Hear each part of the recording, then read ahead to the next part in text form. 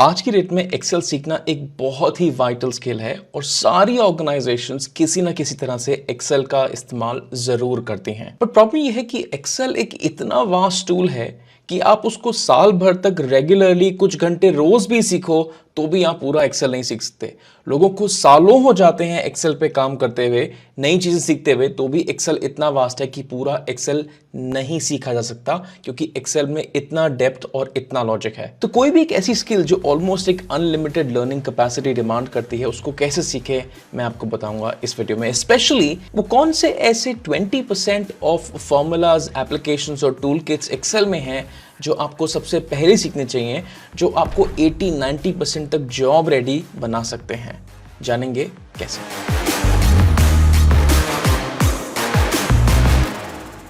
Start करते हैं सबसे पहले एस्पेक्ट से, जो है data consolidation and data cleaning. ये डेटा कंसोलिडेशन, डेटा क्लीनिंग का कोई ऐसा फॉर्मूला या ऐसा कोई टूल किट नहीं है कि मुझे डेटा कंसोलिडेशन सीखना है तो ये बटन है, यहां से आप सीख सकते हैं। बट ये जनरल एक स्किल सेट है जो काफ़ी छोटी स्किल सेट्स को अक्यूमुलेट करके बनती है। मैं समझाता हूं उसका क्या मतलब है। इमेजिन करिए एक ऑर्गेनाइजेशन में एक सीएफओ को एक रिपोर्ट चाहिए, और वो रिपोर्ट तभी बन सकती है जब कोई भी एनालिस्ट मल्टीपल डेटा सेट्स को कंसोलिडेट करके एक रिपोर्ट बनाए। मान लीजिए कि एक सेल्स डेटा है जो सीक्वल सर्वर में रखा हुआ है और काफ़ी सारे छोटे छोटे डेटा सेट्स, यानी कि कॉस्ट का डेटा, बजट्स का डेटा, काफ़ी सारे मैनेजर्स एक्सेल में मेंटेन करते हैं। तो अगर आपको एक सिंगल रिपोर्ट बनानी है प्रॉफिटेबिलिटी की, तो आपको सेल्स का डेटा चाहिए, आपको कॉस्ट का डेटा चाहिए और बजट वर्सेस एक्चुअल्स करने के लिए आपको बजट्स भी चाहिए। तो ये सारे डेटा सेट्स आपको मल्टीपल सोर्सेज से कंसोलिडेट करके क्लीन करने आने चाहिए। यानी कि सेल्स डेटा अगर आप सीक्वल सर्वर से ला रहे हैं तो वहां से कनेक्ट करके आप एक्सेल में कैसे लाएंगे डेटा, उसके बाद आप बजट्स डेटा कैसे क्लीन करेंगे और कॉस्ट डेटा कैसे क्लीन करेंगे। ये डेटा कंसोलिडेशन का जो स्किल है ये बहुत इंपॉर्टेंट है to be a great data analyst, क्योंकि multiple reports single data set से कभी भी नहीं बनती हैं।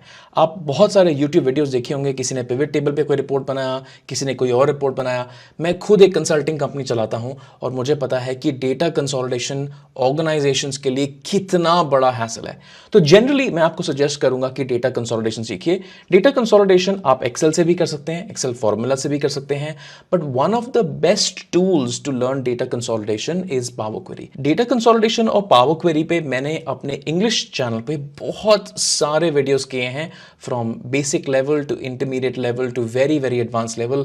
पूरे एक एक घंटे के वेबिनार्स भी हैं वहां पे जो आप देख सकते हैं और डेटा कंसोलिडेशन सीख सकते हैं। ये कोई ऐसा बटन नहीं है जो क्लिक किया और आप सीख गए। आपको stage by stage, complexity by complexity सीखना पड़ेगा कि डेटा को मल्टीपल सोर्सेज से कंसोलिडेट करके और क्लीन कैसे किया जाता है। इस वीडियो के नीचे मैं अपनी पूरी पावर क्वेरी की प्लेलिस्ट लिंक कर दूंगा सो दैट आप उसमें सारे वीडियोस जो भी आपको पसंद है वो देख सके और वहां से data consolidation and data cleaning सीख सकें। नेक्स्ट सबसे इंपॉर्टेंट स्किल जो काफी ज्यादा इंटरव्यूज में पूछी जाती है वो है एक्स लुकअप या लुकअप फंक्शंस या वी लुकअप या जो भी आप उसको कह सकते हैं, वो है लुकअप फंक्शंस। एग्जैक्टली क्या होते हैं लुकअप फंक्शंस?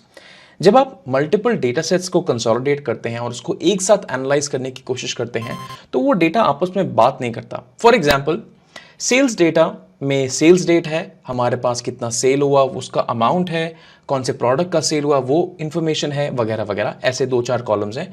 और मान लीजिए हमारे पास कॉस्ट डेटा में कौन सी डेट थी, कितना कॉस्ट हुआ, कौन से लेजर आइटम पे कॉस्ट हुआ, कौन से अकाउंट में कॉस्ट हुआ, वगैरह वगैरह, ये इंफॉर्मेशन है। तो अगर मुझे लेट्स से फॉर एग्जांपल ये देखना है कि 1 तारीख को सेल कितना हुआ और 1 तारीख को कॉस्ट कितना हुआ, तो मैं एक मिक्स ऑफ वी लुकअप और सम इफ फंक्शन का यूज करूंगा to be able to get to that answer.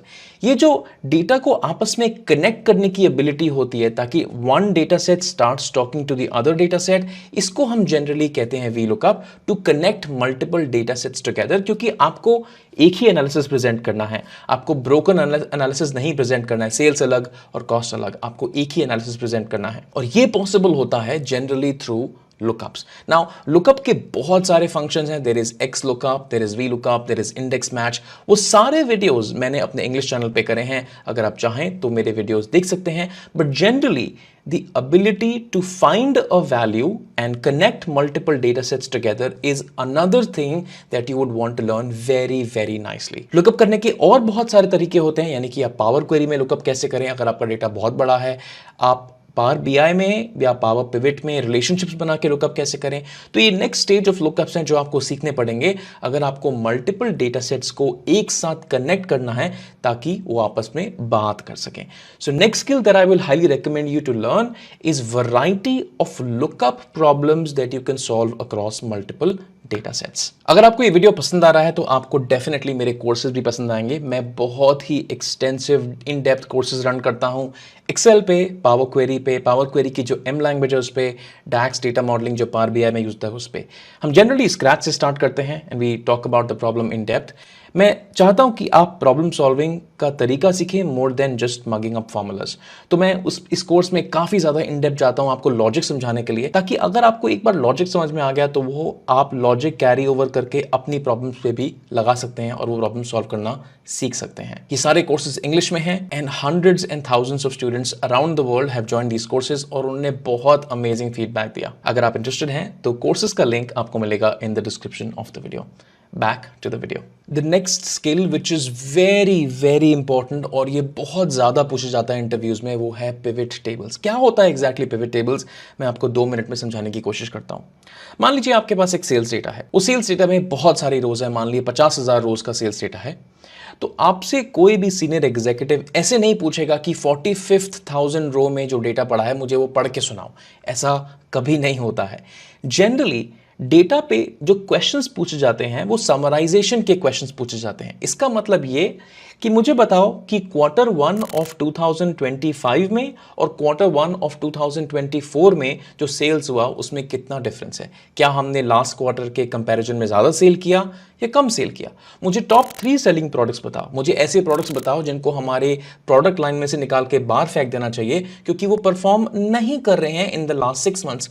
Generally ये सारे क्वेश्चन समराइजेशन क्वेश्चंस है, यानी कि मेरे को किसी एक रो से कोई लेना देना नहीं है, बट मैं जनरली डेटा को समराइज करके, शॉर्टन करके, एग्रीगेट करके कुछ एनालिसिस निकालना चाहता हूं। तो मोस्टली ये काम करने के लिए एक्सेल में जो सबसे इंटरेस्टिंग और सबसे फास्ट टूल है वो है पिवट टेबल्स।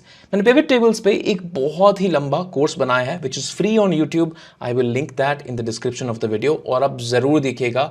वो 1 घंटे के कोर्स में आप पूरी पिवट टेबल्स इन डेप्थ सीख जाएंगे and that is going to be very awesome. Last और शायद सबसे ज़्यादा ज़रूरी स्किल है विजुअलाइजेशन स्किल्स। ना विजुअलाइजेशन का मतलब ये नहीं है कि आप रैंडमली कोई भी चार्ट बना दें, बट बेसिकली जब आपने डेटा को क्लीन और कंसोलिडेट कर लिया, उस पर लुकअप्स लगा लिए ताकि आप मल्टीपल डेटा सेट्स को कनेक्ट कर पाए, उस पर आपने पिवट टेबल बना ली ताकि आप डेटा को समराइज कर पाए, अभी भी आपका डेटा एक वेल प्रेजेंटेबल फॉर्मेट में नहीं है। और लास्ट स्किल जो आपको सीखने की ज़रूरत है कि अपने डेटा को एक स्टोरी के फॉर्मेट में कैसे प्रेजेंट करें using Excel visualisation techniques. Excel में बहुत तरह के चार्ट्स अवेलेबल हैं, तो 3 चीजें सीखनी बहुत जरूरी हैं आपके लिए rather than you creating random charts. सबसे पहला कि कौन सी सही सिचुएशन में कौन सा चार्ट बनाया जाए। बार चार्ट या पाई चार्ट या लाइन चार्ट हर सिचुएशन के लिए सही चार्ट नहीं है। किसी स्पेसिफिक सिचुएशन में ये चार्ट्स बनते हैं और आपको वो सीखना बहुत ज़रूरी है। सीखने के लिए कि कौन सा चार्ट कब बनाया जाए, मैंने एक छोटा सा गेम बनाया है, वो गेम का लिंक भी मैं इस वीडियो के नीचे डाल दूंगा। आप वो गेम ज़रूर खेलिए, उसके बाद अपने आंसर्स को चेक करिए and you will realise that आपको सही चार्ट्स सही कंडीशन के हिसाब से पिक करने आते हैं या नहीं। दूसरी चीज जो इंपॉर्टेंट है विजुअलाइजेशन को इंप्रूव करने के लिए कि आप चार्ट को फॉर्मेट कैसे करें। आपका चार्ट कितना क्लीन है, क्या उसमें से डेटा स्टैंड आउट होकर आ रहा है, क्या उसमें से कोई स्टोरी निकल के आ रही है, कैसे चार्ट को प्रिटी करें, कैसे उसमें इनसाइट्स को हाईलाइट करें। That's another very important skills. इस पे भी मैंने काफ़ी सारे ब्लॉग्स लिखे हैं, काफ़ी सारे वीडियोस बनाए हैं। I will link all of those videos in the description of the video and please do check out all of those videos as well. Lastly, आपके चार्ट्स जब तक इंटरैक्टिव नहीं है, उसमें कोई सिनारियो एनालिसिस नहीं है, वो चार्ट्स किसी काम के नहीं है। मान लीजिए मैं एक चार्ट बनाता हूं जिसके हॉरिजॉन्टल एक्सिस में डिफरेंट सिटीज़ हैं। अगर मैं इस चार्ट को बाय क्वार्टर स्लाइस नहीं करता कि हर क्वार्टर में स्लाइसर के मुताबिक कितनी सेल्स हो रही है, तो ये चार्ट की इतनी वैल्यू नहीं जाती, क्योंकि जो चार्ट में देख रहा हूँ वो एक स्टैटिक चार्ट है और इस चार्ट के साथ में इंटरैक्ट नहीं करता। तो इंटरैक्टिविटी इन विजुअलाइजेशन से एक बहुत बड़ा एस्पेक्ट है जो आपको डेफिनेटली सीखना चाहिए to make your visualisations stand out. मैं काफ़ी सारे रिसोर्सेज इस वीडियो के नीचे लिंक कर दूंगा जो डायनामिक डैशबोर्ड्स बनाना सिखाते हैं, डायनामिक चार्ट्स बनाना सिखाते हैं, बट जनरली ये एक विजुअलाइजेशन स्किल आपको सीखनी बहुत ज़रूरी है to make the circle of learning complete so that you are able to learn Excel really well. Alright, in summary हमने 4 पॉइंट से बात करी है. हमने बात करी कि डेटा को कंसोलिडेट और क्लीन कैसे करना है. ये है स्किल नंबर 1. जनरली ये कोई एक स्किल नहीं है, ये आपको multiple power query Excel related formula सीखने पड़ेंगे to be able to consolidate and clean the data. Second, data sets आपस में बात नहीं करते हैं और एक्सेल ने कुछ फॉर्मूलाज बनाए हैं so that data sets can able to talk to one another. वो जनरली उन फॉर्मूलाज, उन कैटेगरी ऑफ फॉर्मूलाज को हम लुकअप फॉर्मूलाज बोलते हैं. उसमें एक्स लुकअप भी आता है, वी लुकअप भी आता है. जितने भी मैंने वीडियोस इन टॉपिक्स पे किए हैं लुकअप्स पे, मैं वो सारे वीडियोस इस कैटेगरी के नीचे लिंक करूंगा. Please do not forget to check out those as well. Lastly, pivot tables बहुत जरूरी हैं डेटा को समराइज करने के लिए. कोई भी लार्ज डेटा को रो बाय रो पढ़ने नहीं बैठता. Generally executives, senior executives summary based questions पूछते हैं and pivot tables are the best way to get those summarised answers. एक मेरा डिटेल कोर्स है, वो भी मैं लिंक कर दूंगा, जरूर देखिएगा. एंड फाइनली आपको विजुअलाइजेशन सीखनी पड़ेंगी ताकि जो भी आपने डेटा की समरी निकाली है थ्रू पिवट टेबल्स और फॉर्मूलाज, आप वो इफेक्टिवली प्रेजेंट कैसे कर सकते हैं. उसके भी जितने भी रिसोर्सेज हैं मैं इस वीडियो के नीचे लिंक कर दूंगा. तो ये 4 स्किल्स बनाएंगी 20% of Excel that is probably going to land you a job that is going to require that 80% of the work, जो आप ये 20% एक्सेल सीखी हुई स्किल से बहुत इफेक्टिवली कर पाएंगे. अगर आप ये 20% एक्सेल की स्किल्स, जो ये 4 स्किल्स मैंने बताई हैं, या बार बार सीखते रहेंगे तो आप नई और मोर कॉम्प्लिकेटेड प्रॉब्लम्स को बहुत इफेक्टिवली सॉल्व कर पाएंगे. Thank you so much for watching the video. मैं आपसे नए वीडियो में मिलता हूं. बाय.